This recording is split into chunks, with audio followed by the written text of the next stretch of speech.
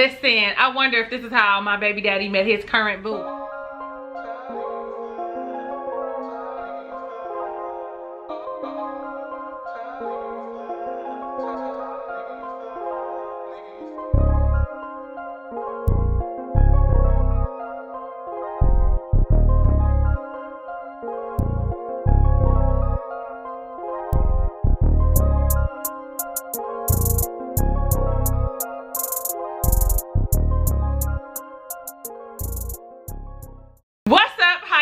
Ray of Sunshines. I am your girl Talisa Rae, wife style coach, and we are reviewing Love After Lockup season number 3, episode number 3, A Date with Destiny. Listen, I know I'm on the back end. I missed episodes 1 and 2, but guess what we gonna do? We gonna swirl them all together. You're gonna get my opinions on episodes 1 and 2, not necessarily a recap. On episode 3, you will get a recap and a review. Okay, how you feel about that? Because I know I'm a little behind the curve and I need to catch up.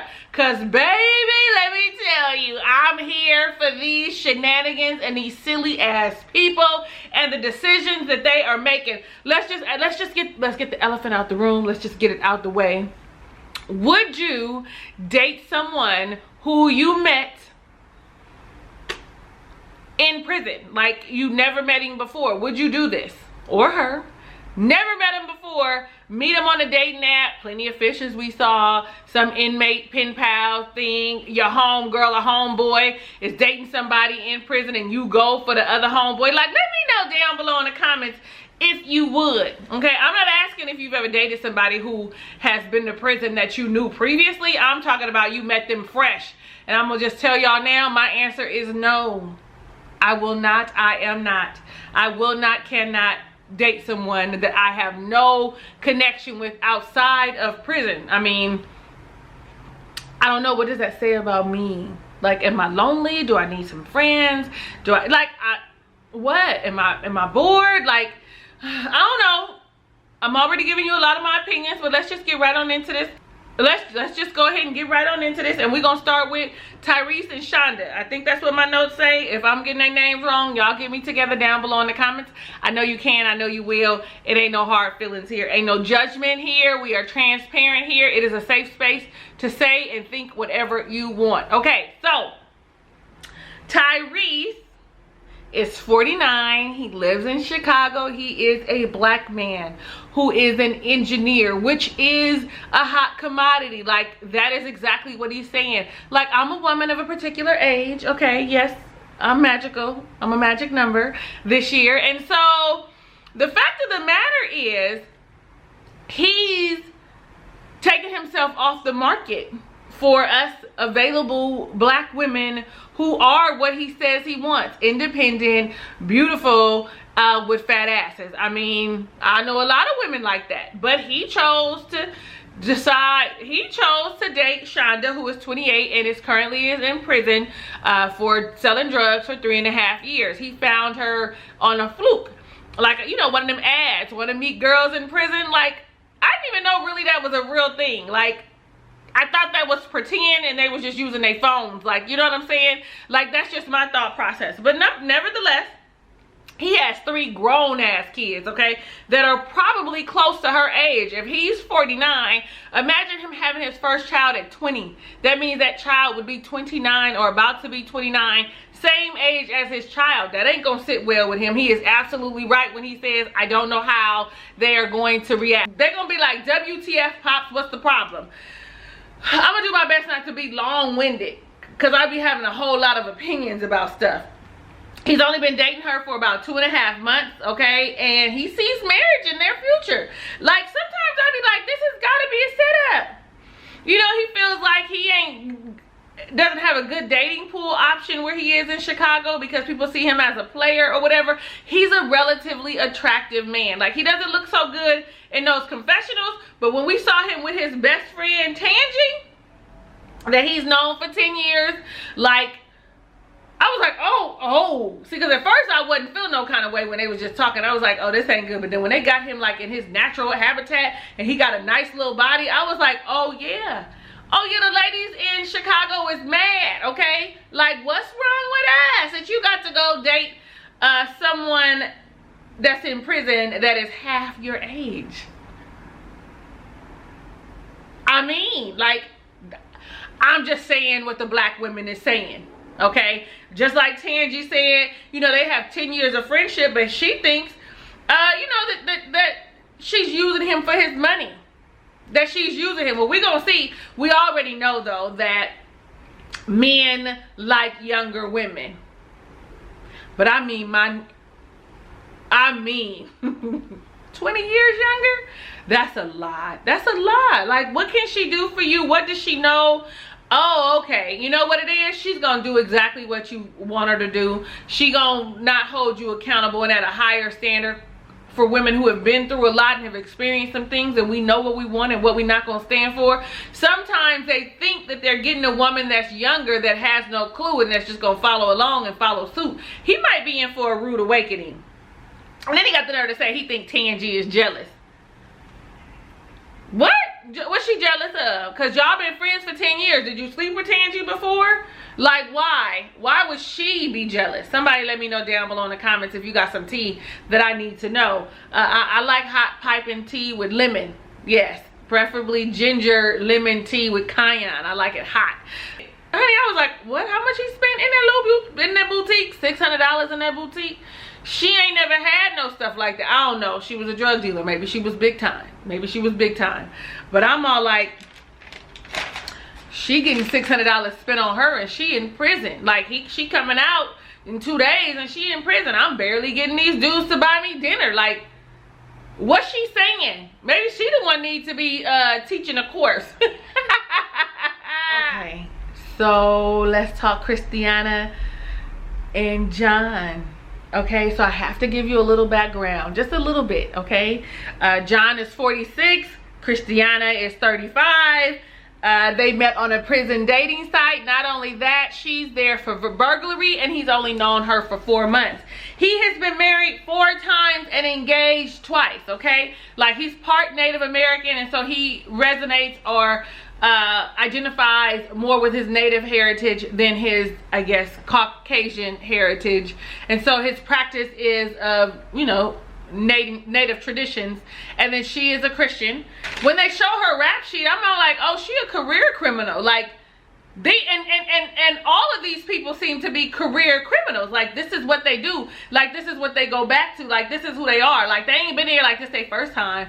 Oh no, they got it, the system down packed. They didn't been there 5, 6 times. I'm sure they didn't have other people help them out, okay? But for some reason, Christiana also is like, John makes her a better person, makes her feel better. He has 8 damn kids. Like, he marrying and dropping seeds left and right. Like, I'm looking at him going, what are you doing? Like, what are you doing? Like, you are easily impressionable. The people say the right thing and you in love. You know what I'm saying? Like, you kind of foolish and impulsive and like, what? Like, maybe you're a hopeless romantic, right? Because John, maybe you'll run across this. 2 of the children live with him, and he said they don't know nothing about him and Christiana, him dating her from prison. So John, you gonna go pick her up, because John wants to pick her up. John in the beginning was like, you know what, I'm gonna build this truck. His brother looking at him like, you don't even know the chick. How long they been knowing each other? 3 months. 3 months. He gonna build a chapel. He gonna build a chapel on his truck, and they gonna do the honeymoon and everything in the truck on the way to the halfway house when she gets out. Sapphire is his daughter. And she's 18, and she wants to know if he crazy, because she the one that did all the information, like scoped him out. No, excuse me, scoped Christiana out. Like, you didn't even know she had this whole rap sheet. In his mind, he's all like, I was a scammer. I was in prison for 12 years, and so I feel like people can change and recover. So I see his point, but you want to meet her, fine. You know, you want to, you know, build a relationship with her, fine. But in 3 months, you can't possibly. I mean, you can know if you have feelings for her, yes, right? But I don't know if you really know if you in love and you want to marry her, like, right out of prison. So from what my pastor once said when I used to go to the City Refuge, he used to say, oh, man knows if you're marriage material within 1 month and it's within 6 months if he wants to marry you. But listen, that don't mean they get married within 6 months. And you know she marriage material while she in prison. Like, how much do you know about her? How much do you know about who she is on the real world? And that goes for everybody, so I don't have to repeat that. So he gets a limo and shit. Like, he sets it up, gets a limo, gets the officiant to be there. He talks about how his previous choices in women were horrible, but so are your current choices. So the thing that got me most, right, in episode 2 was the fact that he said that Christiana told him, I love you, but I don't know if I'm in love with you, and I won't know until I get home. So my question is, why would you think she would want to marry you? Why would you think that it would be okay? Like, she might say, yeah, I'll marry you, as in, you know, will you marry me? A proposal is a proposal. It's not marriage yet. But why would you think she would want to hop from the proposal to immediately marrying you is my question. And like, something to me just doesn't click in his mind. Like, oh, he said they talked about it, but I don't know anybody who's dated anybody in prison understands that they tell you what you want to hear so that they can get the things that they want. I mean, you can disagree with me, but please do it down below in the comments, because I don't see how you could disagree with me on this. Well, he gets there and waits for it. Even the limo driver is like, well, what? You gonna marry her right now? Like, what? You don't know her? You met her in here? Jesus be offense is what the man looked like he wanted to say. Nevertheless, when he got there, they waited, he anxiously waited for her to come out. And when she came out, he got on one knee. She was excited, like, oh, I got a limo. Gave her some flowers. Like, it was exciting. Like, it was a grand gesture because that had never happened to her. Like, this is a good guy. I got me one. I got a fool. Like, yes. So he gets on one knee. He asks her to marry him. She pauses. And says yes. So I'm okay if she want to say yes, because you can have some time to get to know someone while you're engaged. I ain't gonna be mad at you for that. But he was like, she don't know that I want her to marry me. Right away, that we going right away. When she talks about her wedding, it is not the same wedding that John has planned. You know, she's got, her mom would be there. He would have on a white tuxedo with turquoise accent. I mean, she got the shit down to a T. Okay? Not what he doing on the back of the truck. They get there and she's surprised, and he's all like, so how do you feel about getting married right now? And I was shocked as shit to hear her say, yeah. I was like, what? I get, you know, and then in my mind I thought, you know what, she probably like, you know what, I gotta say yeah, because of the simple fact that I need to get to the halfway house. I can't afford to be late, so I need to just go with it so that we, you know, so that I can get where I'm going. Girl, he had a wedding dress and everything. Guessed her size. And the dress that he got her was too small. The officiant, they were doing sage and cleansing her as part of the ritual before getting married. And before they go off, she begins to back out. So I'm all like, okay. She's like, 'cause I don't think I can do this. Which to me makes sense. Like, just say no. It is what it is. I mean, the man is still in love with you, so he gonna drive you to the halfway house. You done already manipulated him or loved him or whatever y'all want to call it, okay, into wanting to do things for you and has no clue about who you are. The man is pretty much lonely is how I see it. Like, and he's probably one of those men that constantly need a woman. Well, you got them 2 kids. You gonna have your 2 kids around this woman that you don't know nothing about? Baby, I don't know, but let's keep going. Okay, let's talk Jessica and Maurice, okay? Jessica is 33. Maurice is 26, and he's from Compton, which is like up the street and down the street from where I'm on the edge of Compton. Not now, when I grew up. So, yeah. And Maurice has been in prison for 7 years for first-degree burglary. They met on Plenty of Fish. And when they show all his pictures, all his, what are those pictures called when you go in? Mug shots. It's a bunch of them. He's a repeat offender. This is what he does. Like, this is who he is. Like, he's from a troubled past. And when she talks to her parents about him, her dad is really looking like, what the fuck? Her sister stopped dealing with him. And then, you know, halfway through episode 1, or was it number 2? I don't know. The whole say they was married, that she married him for conjugal visits, and she knew that that's what he married her for. He's got a 9-year-old daughter. Jessica don't make sound decisions. Jessica has definitely been manipulated because she definitely mentioned how he had someone already who was sending him money. So, you know, she was like, I'm really unsure. Like, maybe he was using me for sex. And then he got himself in some trouble trying to sneak drugs in and got his visits taken away from him. Like, to me, that alone tells you that he is not rehabilitated. Like, he's still making bad decisions. And I'm shocked that during the conjugal visits that they have for the weekend, that he didn't try to get her to bring drugs in too. And he said it himself. Soon as the conjugal visit, soon as the dude finished the pat down, I was naked and in the bed. So he was up north in a prison called Solano. A lot of brothers is there. If you in California, you know where the Solano prison is. I mean, let me not say you do. You may or you may not. Like, if you are from the hood, like really from the hood though, you know Solano, right? A lot of people are sent up north to Solano. Nevertheless, she waited for him and was excited. You know, he was supposed to get out there at 7:45 and she's standing out the car for 2 hours. 2 hours. I don't know if that was part of what the show wanted her to do, or the producers was like, stand out and anticipate him, anxiously wait for him. Like, nah, listen, I'm sitting in the car. When I see the van pull up, then I'm gonna get out. You know, when I see it coming around the corner, then I'll get out and be all excited and stuff like she was, and ran up to him and she kissed him, he kissed her. Like, he's an attractive young man, but he's not ready. You can hear it, you can see it in his speech. You can hear it in the way that he just like in his mannerisms, you can see that he is not ready for this commitment that he has made with his wife, who, you know, he was like, they in California, but they drive to Vegas so that they could go to her house. Because, you know, he got a home in Vegas. No, your wife has a home. You haven't contributed anything.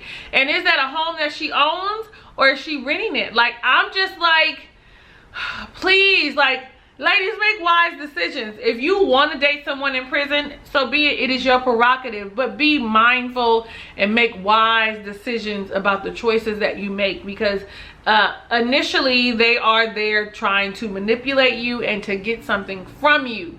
Okay, I can't say that it hasn't blossomed into something else. Like I said, my baby daddy, I don't know if they was pen pals, but she didn't. What I do know is she didn't know him before. Like, before that, it was me. So she didn't know him before.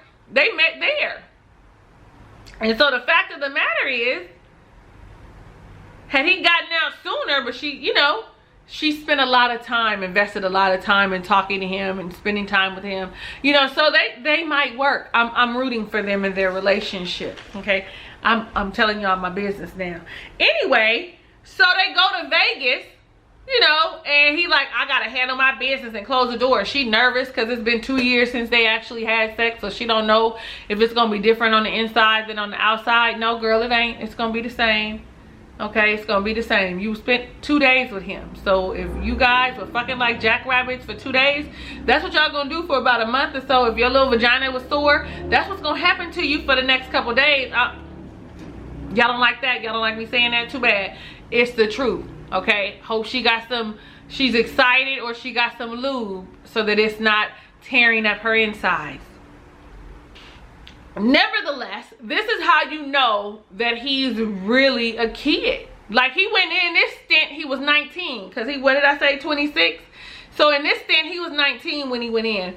Homeboy ain't never been on a plane. He was excited, like, to be that close, a little scared, like, I don't know what to expect. Like, it's one thing that she is, like, opening up him to different experiences, but, like, I don't want to say it, but is she desperate? Like, I don't want to say that these people are desperate for love. Like, that's going to be so wrong. But I'm saying, are they? I'm asking you, do you think that she's desperate? How about John? Is he desperate? How about Tyrese? Is he desperate? Are these people desperate? You know, and are they going to make it? Like, I'm just curious. So they got to fly into LA so that he can meet his PO. You got to meet the PO. You got to meet the PO.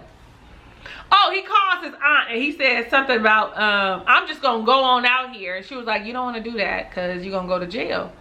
Like, so my question is, he's without a mom, right? Where is his parental figure? Is his parental figure his aunt? Is that who raised him? Who also had children of her own? Like, you know what I'm saying? Somebody help me. Do you know the backstory, or do you just know as much as I know? Furthermore, you know, I feel like he was fending for himself. That's how come he has all that whole long rap sheet and all them mugshots, because he was having to survive on his own. There was no one nurturing him or giving him guidance like he needed so that he could be a different young man. I'm just saying, that's just my opinion. You could think something different, but do it down below in the comments. So let's talk Lindsay and Scott, shall we? Now, Lindsay and Scott is probably the one that concerns me more than anyone. He's right, well, not more than anyone, because there's another one. So Scott is 51 and is a businessman, and Lindsay is 26. She went in for being a drug dealer. What happened was she needed to sustain her habit of, and so she got caught selling crystal meth or whatever. She does have a daughter that her mother takes care of. I didn't write down how old the daughter was. He had met her as a pen pal and has only seen photos of Lindsay. He's never met her in person. Like, these people, like, it's one thing to become pen pals and then start visiting, but to be pen pals and shit and never visit with her, never see her in person or him in person, like, to me, that's a problem. She's high maintenance and he's silly as fuck. That's what I get. Like, I think that he is having a hard time with meeting women, you know? I mean, he's got some type of, like, birthmark, it looks like, on his face. Like, that seems like a birthmark. Or so I think that he has a hard time meeting women, and he is, for lack of a better word, desperate and wants to be loved. He moved from New York to Mississippi. His family don't know nothing about her. Like, I don't know. Like, he has been taking care of her, the daughter and the mom. He said he's probably spent about $50K on her. Like I said, I'm barely getting these dudes to get me a dinner. But I'm gonna be honest, I wouldn't want to, I don't want to date Scott. I don't want to date Scott. I don't want to date John either. So these are men that I wouldn't want to date. Like, and I think that that's how they ended up turning to these women on these prison sites, and meeting them and just like, what? Like, huh? Like, okay. So, finds out that she's getting out early. He visits with her mother and her daughter. The daughter likes her. What's the daughter's name, y'all? I don't have it written down. Oh, Gracie? Somebody Grace. I didn't write it down because I didn't feel like it was important at the time, but it is very important. So y'all let me know down below in the comments. Help your girl out. What I know is that Scott's son was killed in a car accident. And so right now, to me, it feels like he's filling a void where he wants love and to care for someone, and he's filling the void of his son that he lost. He had that woman, the black woman who was the designer, the interior designer, come over and then got to talking. She looked like my sister Shy. Listen, got to talking and she was like, oh, you don't know her. You don't know, you never met her. She's 27. Like, it's hard not to pass judgment on people. We really don't want to do it. But like she said, she's just looking for a sugar daddy. But in her little confessionals, you know, she like, I've never had no one treat me like him. And I want all the shit. Like, I want all the bags. And I want to go shopping. And I want a great dinner. And I want to soak. And I just want to be left alone. Like, when she comes home, those are the things that she wants. The things that she's looking for when she gets home. Like, she's very materialistic. And as, you know, it sounds like she has high-end taste. And it's going to be a problem. Because, you know, he's trying to prepare. So they're in California too. I'm all like, okay, these is all idiots in California.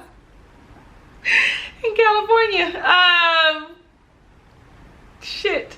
So you know, he's preparing for her to come this episode, and he goes and gets steak, and that's what she wants, a luxury dinner. It's gonna be her birthday, so he gets a cake, because from there, when he picks her up from the airport, he has to go straight to the halfway house. Like, they all are doing that whole transition thing. So he too, or maybe it's $20,000, he too wants to pick her up in a limo. He goes and gets a Hummer limo, I think is what it is. Honey, and the car was declined. I was like, like, you done spent so much money on this woman that you done maxed your cards out, that you are in the place that you have to, as he said, shuffle money around to make sure that things go smoothly at home and that he gets the things that she needs. Like, to me, that's a problem. And if you haven't told your family, I also feel like that's a problem. When you don't tell nobody, that means because you know that something you're doing is not right.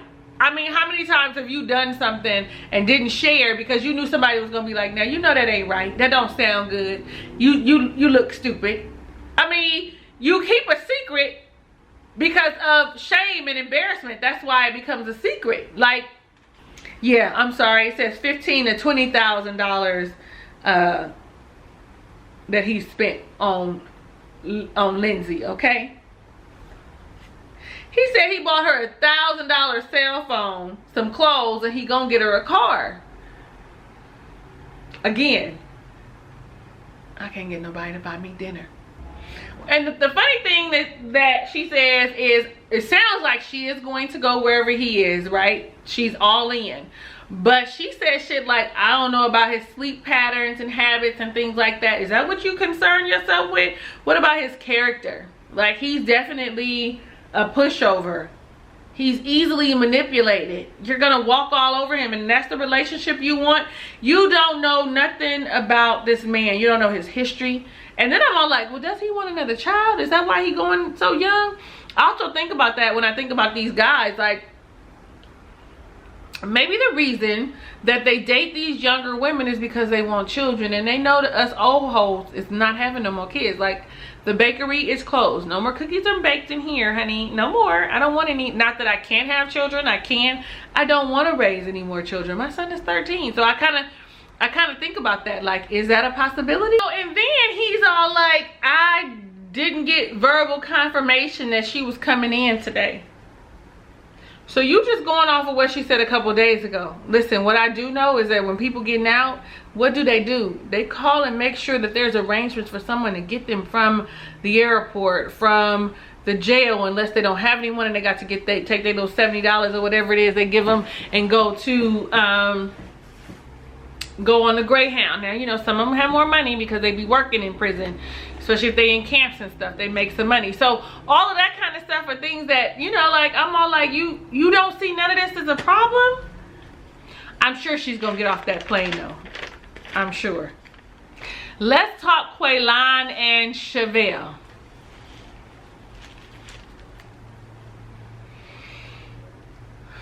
Well, I'm gonna say this, at least Chevelle has been going to see Queyline.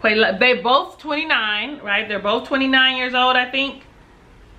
Or is Chevelle older? Well, I don't know how old Chevelle is. I don't have her age written down here. Y'all let me know down below in the comments what their age difference is or how old she is. She has a 5-year-old daughter. She's a single mom, and pretty much she's tired of being a single mom, and she wants to be married. Listen, this is why I'm the lifestyle coach. This is the kind of thing that I'm going to help you avoid. Being so fed up of doing it by yourself and just settling for the first thing that comes along and smiles at you. Like, this is why I have been dubbed the lifestyle coach. Head on over to my website. Check me out, get a free discovery call, see if there's something that I can do to help you, okay? Anyway, let's get back to this. They met through a mutual friend. Like I said, you don't always meet them on the site. Sometimes, you know, my homegirl going to see his homeboy, and can you come? He said he wanted to know if he had a friend. And he definitely needed to find somebody in this manner, because when he went to prison, he was 17 years old. He went in for armed robbery. He hadn't even lived life yet. He's been there for 12 years. 12 years of this man's life has been in prison. My thing is this. He don't have no life experience. None. Okay? No, he even said he went in when it was MySpace, which means he went in and they were still, they was just coming out of pagers and just had flip phones. Like, he went in and maybe he isn't even experienced sexually. I mean, because this episode, she gets excited about wanting to jump his bone. Is he even going to know what to do? You're going to have to help him, or you're going to be disappointed because he's going to come so quick. Like, it's a lot of stuff. He has never held a job. Like, he has never driven a car. Okay, maybe because he was 17, he might have driven a car, but he's never lived on his own. He's always lived with his mother. They are from Kansas City, Missouri. And what I'm realizing is none of these people make really good decisions. They aren't good decision makers.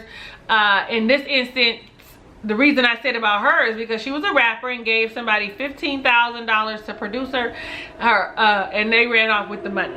Okay, because they didn't know nothing about him either. They didn't know about nothing about that producer that ran off with the money. And the mom is really concerned, like, but she's trusting her daughter and just being encouraging, and knows that she's gonna bounce back if it don't work out.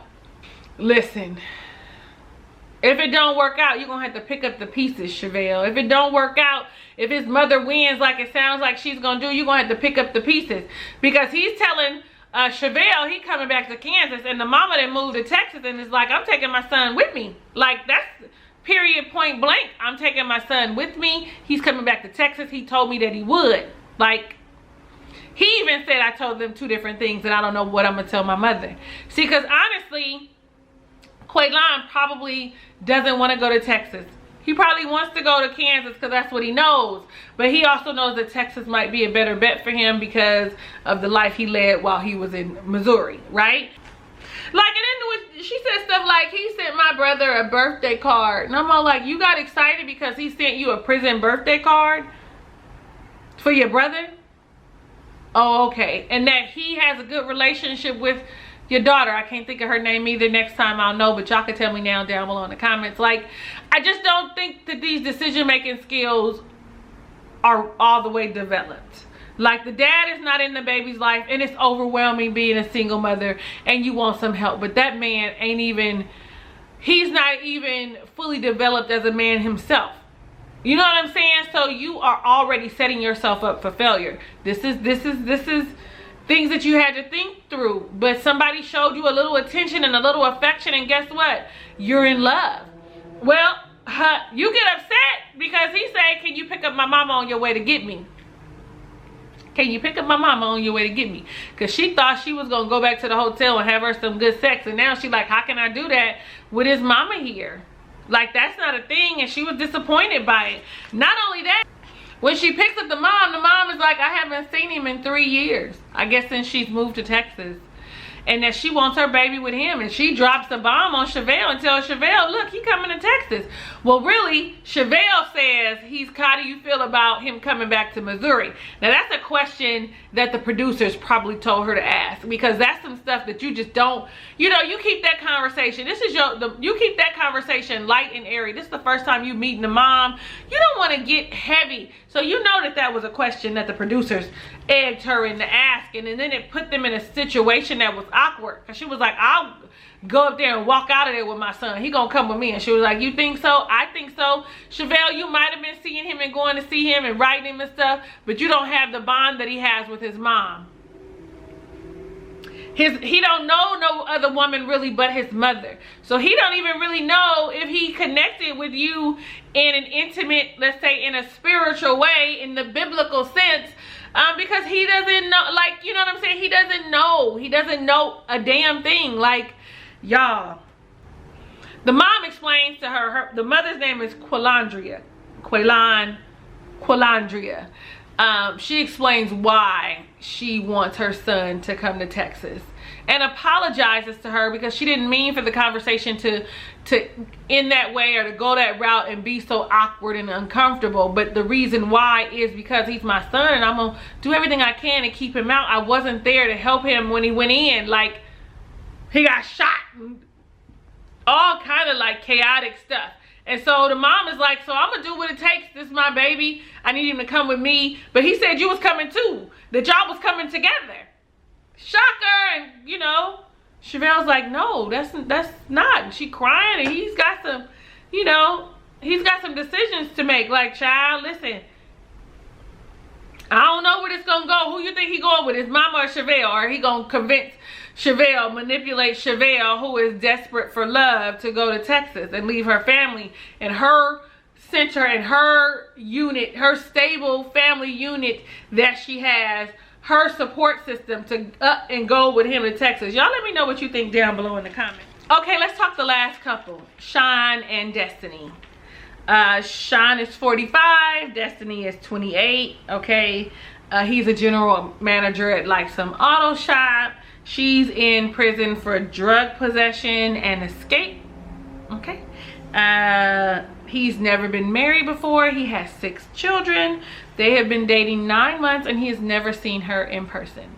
Now, I also want to say, these pictures that these people are giving them, they are their best selves, okay? Because when they come out of prison, that is not what they looking like, okay? They looking like they done been through it. A lot of them a lot more chunkier because of the simple fact that, you know, it's not a lot of activity and the type of food that they're eating, etc., etc., etc. And that's the reason why Destiny doesn't want to meet Shawn in person, because she put on a little weight. Like, I'm a little heavier now and I don't want you to see me like this. Like, bitch. Well, she been doing a good job manipulating him from afar, okay? Because he spent about $35,000 on him, and Hector, one of the workers, is like, he's gonna die. He's gonna die. Like, he's so stupid, he gonna die. Well, Destiny ends up calling and is like, I need a bail bondsman. I need a bail bondsman in order to get out. And he was like, is that gonna cost me some money? And she was like, consider the down payment on love. He's stupid. He's easily swayed and manipulated. Like, y'all just been texting, calling and writing. And you go to the bail bondsman, and then the bail bondsman explains to you what it means to put up bail for Destiny and who she is, and that she's also a career criminal, and that she actually escaped, cut the shit. Well, we found out later that she's the one that said she cut it off or whatever. But my whole thing is, you still put down the $5,000 down payment that you're not gonna get back. And then if she leaves or runs off, you're taking responsibility for the $50,000, and you have never met this woman in person, like never saw her face, never laid eyes on her. Like, to me, Scott and Shawn are the most foolish because they have never even met them in person. Now, they all foolish, but they top the scales, the chart at the foolishness. So part of an issue is the fact that he's got 6 kids. This is with this woman that he's been with on and off for 22 years, and she wasn't good enough to marry him. Or she wasn't good enough for him to marry. But Destiny is. Because you want to marry her. You're considering marrying her. You're going to move her into your house. Listen, that's a blow to your ego. I mean, every woman listening is probably like, what? Like, 22 years you were with me and I wasn't good enough. I was just good enough to pop out these babies. Had these 6 kids. Now we ain't together. Like, you shopping at the thrift store for your kids and you sending her money. $35,000 in 9 months. That's phone calls, commissary, you know, all of that. You ain't even went to see her. Now, an extra $5,000 for the... Listen, this is ridiculous. This is ridiculous. And you shuffling your money around with the 401k. The daughter starts crying when she finds out, because she's all like, you gonna leave us to the side, like you throwing us to the wayside because you want a new family. Like, my mommy wasn't good enough. Like, we not good enough. Like, that's a valid thing for a kid. She's 16. Listen, it's all too much. It's all too much. So he arranges, he gets her some clothes, he makes her some tacos, because that's what she said she wanted. So y'all ain't got nowhere where you live to buy tacos. California has some of the best Mexican food that there is. I know Texas will say they got better, but I beg to differ. California has the best Mexican food, most authentic Mexican food that there is to offer. And so you had to make a gordito at the room with the kitchenette and put them in the put it in the cooler in the lunchbox for her. Oh, okay.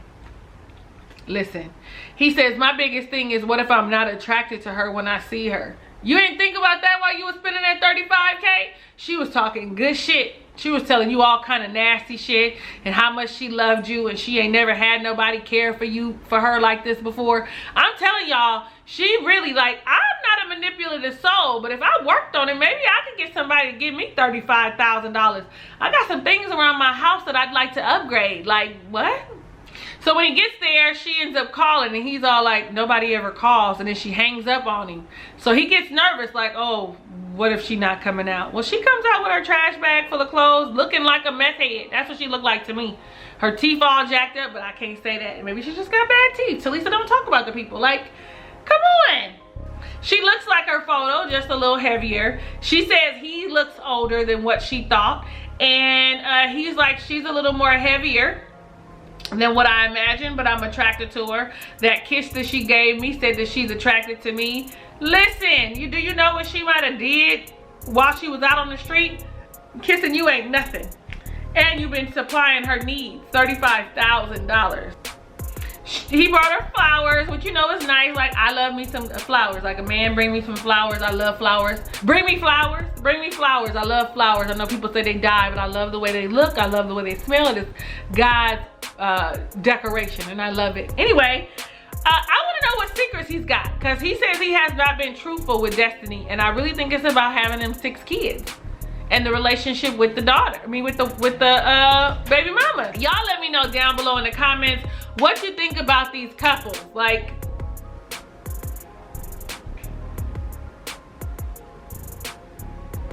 right, those are my thoughts. Like, I don't know.